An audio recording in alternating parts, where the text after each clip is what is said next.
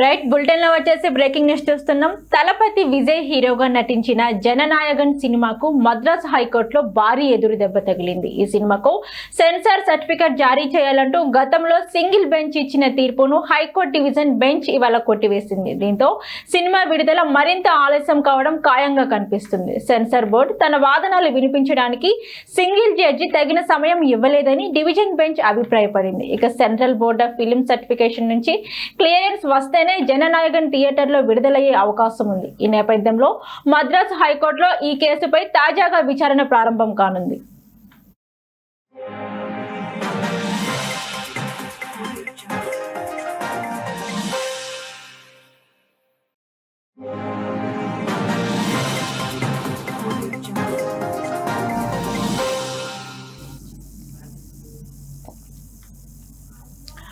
విజయ్ పూర్తి స్థాయి రాజకీయాల్లోకి రాకముందు నటించిన చివరి చిత్రంగా ప్రచారం జరుగుతున్న జననాయగన్ సంక్రాంతి సందర్భంగా ఈ నెల 9న విడుదల కావాల్సి ఉంది. అయితే ఓ ఫిర్యాదు ఆధారంగా సినిమాను రివైంజింగ్ కమిటీకి పంపినట్లు సెన్సార్ బోర్డు నిర్మాతలకు తెలిపింది. దీంతో నిర్మాతలు కేవీఎన్ ప్రొడక్షన్ మద్రాసు హైకోర్టును ఆశ్రయించగా మార్పుల తర్వాత సినిమాకు U/A సర్టిఫికేట్ ఇవ్వాలని సింగిల్ బెంచ్ ఆదేశించింది. ఈ తీర్పుపై సెన్సార్ బోర్డు అపీల్ చేయడంతో డివిజన్ బెంచ్ స్టే విధించింది.